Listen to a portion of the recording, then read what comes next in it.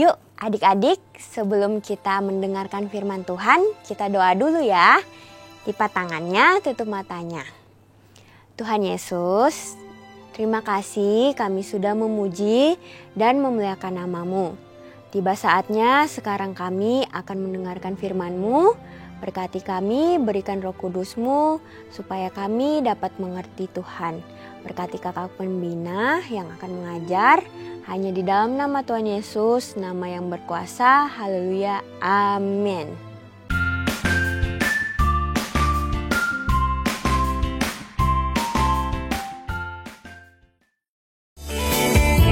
Nah adik-adik, kita adalah anak-anak Allah yang mau taat akan perintahnya. Yuk sama-sama kita bangkit berdiri.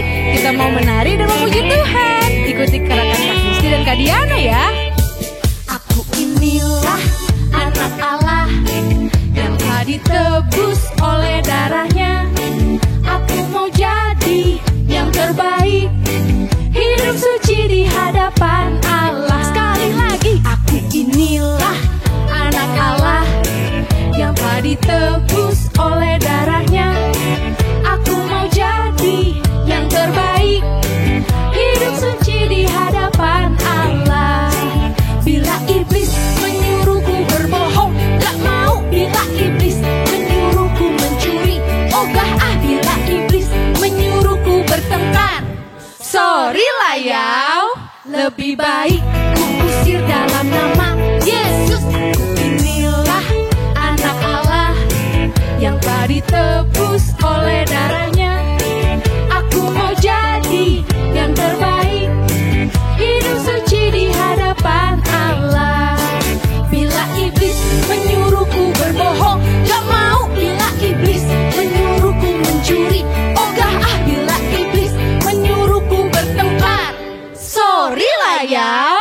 Lebih baik ku usir dalam nama Yesus. Bila iblis menyuruhku berbohong, gak mau. Bila iblis menyuruhku mencuri, ogah ah. Bila iblis menyuruhku bertengkar, sorry lah ya. Lebih baik ku usir dalam nama Yesus. Aku inilah anak Allah yang telah ditebus oleh darahnya. Aku mau jadi yang terbaik, hidup suci di hadapan Allah. Hidup suci di hadapan Allah. Hidup suci di hadapan Allah. Yeay, haleluya. Adik-adik, masih ada gak sih yang kayak Kak Diana tadi, lebih mementingkan main game daripada beribadah sama Tuhan? Kalau masih ada, yuk kita mau sama-sama berubah menjadi anak yang lebih taat dan setia kepada Tuhan. Amin. Ku mau taat, ku mau setia kepadamu, Yesusku. Ku mau sayang dan perhatikan sesamaku. Dalam kehidupanku, ku pegang kebenaran-Mu, oh Yesusku. Hanya Kau Yesus yang terutama.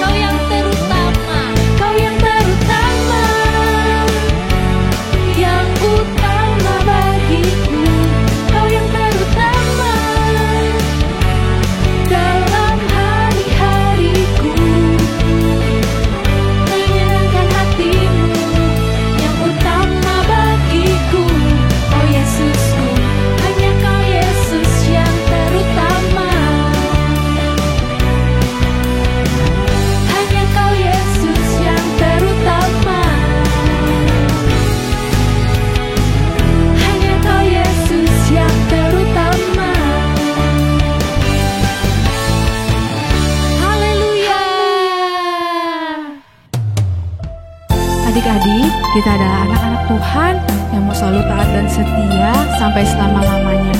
Sekarang kita akan mendengarkan firman Tuhan. Yuk sama-sama kita nyanyiin lagu ini.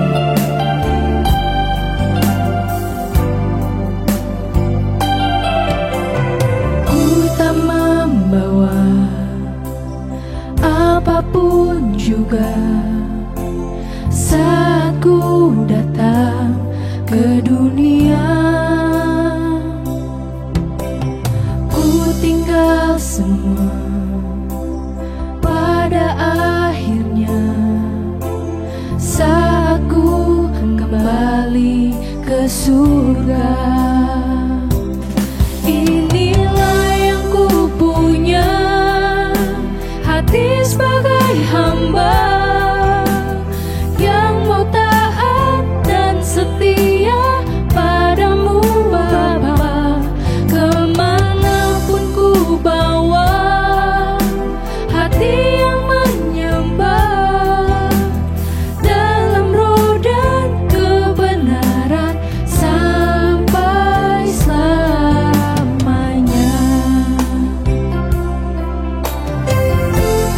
Dengan apa ku membalas kasih-Mu?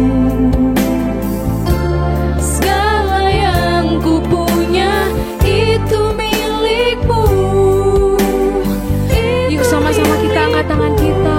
Inilah yang ku punya, hati sebagai hamba yang mau taat dan setia padamu Bapa. Kemanapun ku bawa, hati yang menyembah dalam roh dan kebenaran sampai selamanya.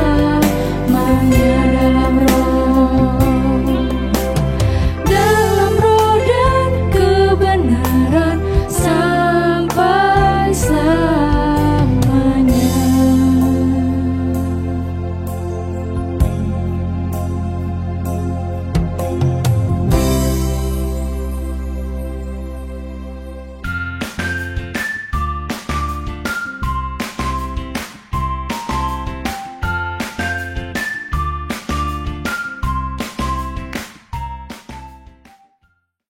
Seandainya saya jadi Sakeus, saya pasti akan berpikir ulang untuk tidak mengembalikan apa yang sudah saya rampas dari rakyat.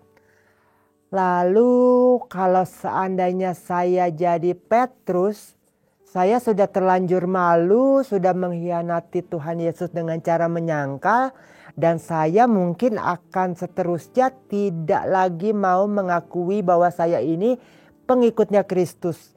Aduh. Dan kalau saya jadi ibu yang bernama Maria, perempuan yang pernah hampir ditimpukin batu sama orang-orang karena ketahuan berbuat dosa. Tapi setelah ditolong Tuhan Yesus, saya jadi tambah malu sama Tuhan Yesus. Kenapa saya ditolong, kenapa saya dibebaskan dan diampuni dosanya. Sementara dosa saya sih itu terlalu banyak. Nah teman-teman, banyak sekali dari kita seringkali tidak tahu diri. Tidak tahu balas budi kepada Tuhan Yesus yang sudah rela mati repot-repot untuk menghapus dosa kita. Ya kan matinya gak gampang ya teman-teman. Tidak dengan cara disuntik mati sehingga langsung lewat gitu napasnya berhenti. Bukan seperti orang yang kena serangan jantung yang cuma beberapa detik langsung meninggal. Tapi pakai disiksa repot-repot. Tapi untunglah saya tidak seperti apa yang saya katakan tadi. Dan demikian juga beberapa orang-orang di Alkitab yang namanya Petrus, setelah dia menyangkal Yesus 3 kali, dia justru berbuat yang sebaliknya dengan cara dia menjadi orang yang pertama kali mendirikan gerejanya Tuhan. Dan waktu dia berkhotbah atau menyampaikan firman Tuhan, 3.000 orang nih teman-teman dibaptis setelah dia berkhotbah. Terus yang namanya Sakeus mengembalikan apa yang dia rampas dari rakyat 4 kalinya. Wow. Terus yang namanya perempuan yang hampir ditimpukin batu sama rakyat karena ketahuan berbuat dosa, dia membalas dengan membeli minyak yang mahal, kira-kira seharga 1 tahun gaji dengan hanya untuk menghapus membersihkan kotoran di kaki Tuhan Yesus dengan pakai minyak itu dan rambutnya sebagai lapnya. Teman-teman, keren banget ya. Tapi ada satu contoh yang paling menyedihkan dari Alkitab. Setelah dia melakukan kesalahan, dia justru merasa bersalah berkepanjangan dan akhirnya aku menyesal. Dan akhirnya dia mencari tempat yang sepi di mana ada pohon yang lumayan tinggi dan menggantung dirinya. Iya betul, namanya Yudas Iskariot. Kasihan sekali. Saya yakin dan saya berani jamin seandainya Yudas Iskariot berani untuk kembali lagi ke Tuhan Yesus dan minta ampun, dosanya pasti diampuni teman-teman, walaupun dia sudah tega untuk menjual temannya dan sahabatnya sendiri yang namanya Tuhan Yesus Kristus dengan harga yang murah. 30 keping perak itu murah teman-teman ternyata. Teman-teman, ini dia. Kalau kita ngakunya adalah pengikutnya Tuhan Yesus, kalau kita ngakunya pengikutnya Kristus, sebaiknya apa sih yang kita tunjukkan buat dia dan kepada banyak orang yang membuktikan kalau kita ini pengikutnya Tuhan Yesus Kristus? Apa ya kira-kira ya? Kadang-kadang kita kalau lagi makan misalnya di food court di sebuah mall, mau berdoa sebelum makan aja kayak malu gitu gak sih? Jadi akhirnya saya pernah dapat ide, pura-pura jatuhin sendok.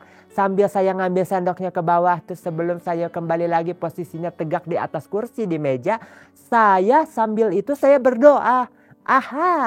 Akhirnya doanya gak ketahuan. Tapi setelah saya pikir-pikir, ngapain mesti malu mengakui diri bahwa kita ini orang Kristen. Terus ada satu teman saya yang dia punya toko. Waktu dia lagi jaga tokonya, ada pelanggannya datang menanyakan keberadaan kakaknya. Dek, kakaknya mana dek? Ada perlu apa ya om? Itu kemarin saya udah ada pesanan yang katanya udah jadi. Udah ditelepon, sekarang saya mengambil. Pesanannya mana ya om? Pokoknya panggilin kakaknya aja deh. Teman saya itu malah ngomongnya, aduh maaf om, kakak saya lagi di kamar mandi. Padahal kakaknya dia lagi berdoa. Apa salahnya sih ngomong aja, ngaku aja maaf ya om, kakak saya lagi berdoa, mohon tunggu bentar. Gitu kek. Tapi seringkali hal-hal sepele aja kita malu. Terus pernah lagi saya misalkan waktu lagi zamannya saya SMA, kalau pulang dan berangkat sekolah saya naik bis kota. Bis kota, antar ke sekolah. Bayarnya cuma 150, murah ya. Tapi yang jadi persoalan adalah saya lihat kalau orang-orang yang agama lain tuh biasanya kalau naik angkot atau naik bis kota tuh bisa ada ceritanya mengucapkan kata-kata dari agamanya dia yang menandakan minta dilindungi Tuhan. Saya ceritanya merasa, Tuhan saya lebih berkuasa. Sekali waktu saya naik bis kota itu, saya naik dengan mengucapkan kalimat yang menandakan saya orang Kristen dan minta dilindungi Tuhan. Dalam nama Tuhan Yesus saya selamat. Karena ngomongnya kekencengan, saya dilihatin orang semua yang ada di dalam bis kota itu dan membuat saya malu. Akhirnya gak lama lagi, belum ada semenit saya turun lagi. Setelah saya turun saya nyesal, kenapa harus malu? Memangnya Allahku adalah Allah yang hidup dibanding Allahnya mereka. Tuhan Yesus Kristus ampuni saya Tuhan. Dan kita seringkali malu mengakui kalau kita adalah pengikutnya Tuhan Yesus. Padahal Tuhan Yesus tidak pernah malu untuk mengakui kita ini pantas ditebus sama dia.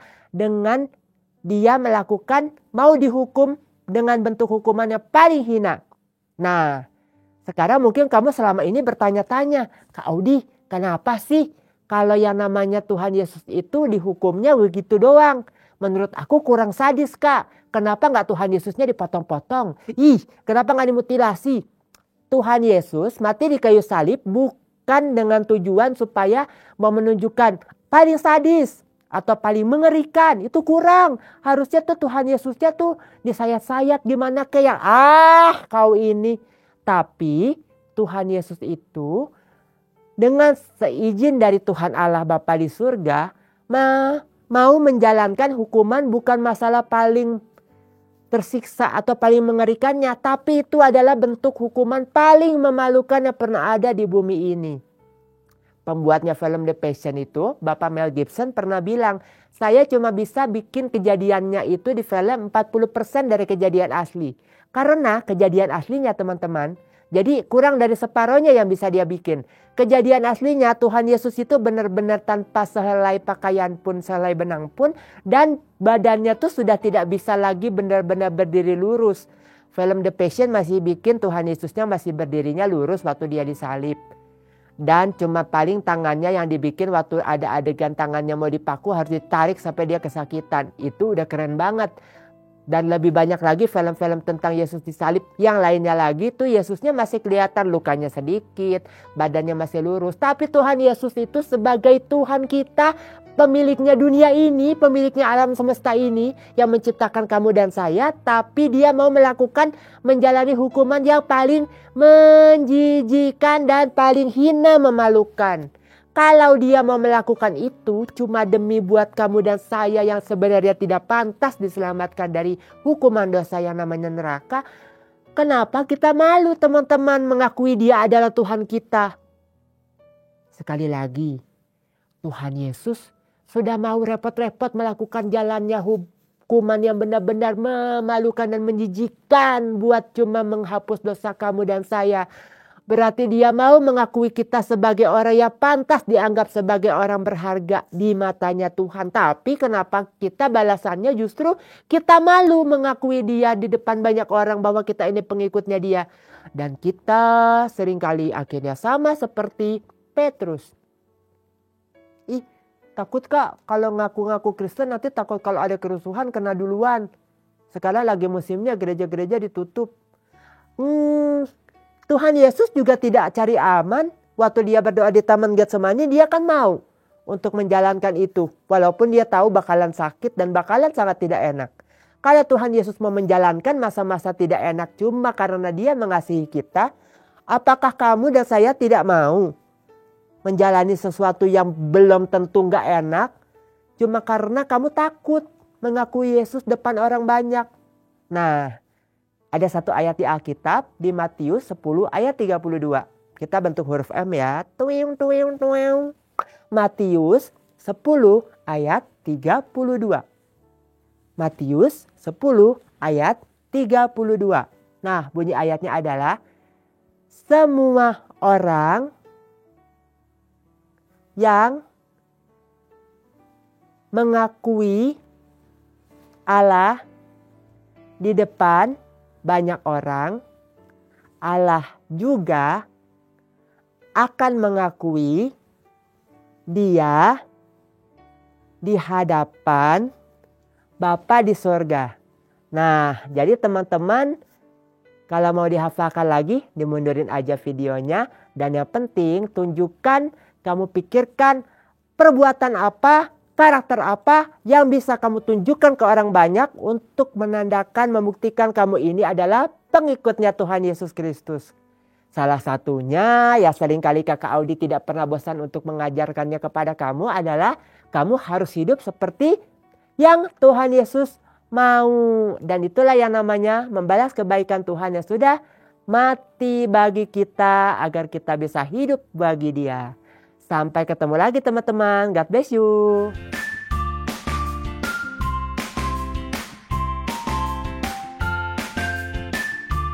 Hai adik-adik, ada kabar gembira nih. Gema, Gerakan Anak Mencintai Alkitab baru akan dimulai di minggu ini, tanggal 29 Januari 2023. Yuk kita simak baik-baik ya caranya. Teman-teman akan mendapatkan lembar gema di masing-masing satelit, baik kelas kecil maupun di kelas besar. Tapi untuk kelas besar jangan lupa ya, siapkan 1 buku tulis untuk mengisinya. Dan untuk kelas kecil, teman-teman akan mendapatkan lembar gema dan bisa langsung diisi di lembar gemanya. Dan satu lagi, di minggu depan jangan lupa setelah kalian mengisi, kalian kumpulkan masing-masing satelit ya.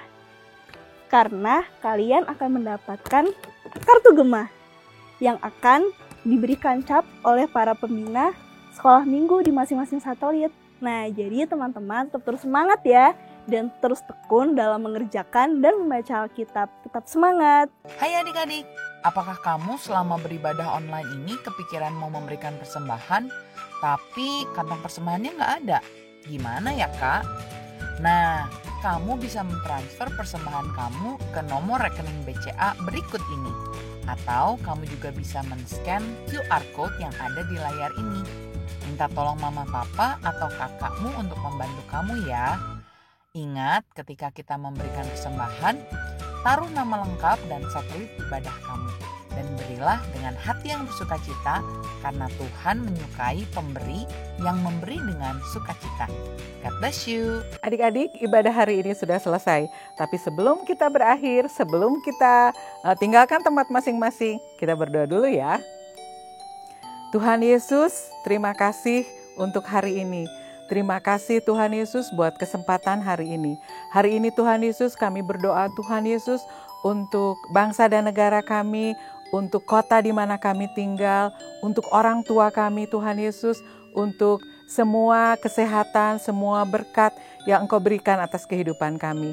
Kami menyerahkan semua anak-anak kami ke dalam tangan-Mu Tuhan Yesus, perlindungan-Mu atas mereka. Hanya di dalam nama anak-Mu yang tunggal kami berdoa. Haleluya, amin.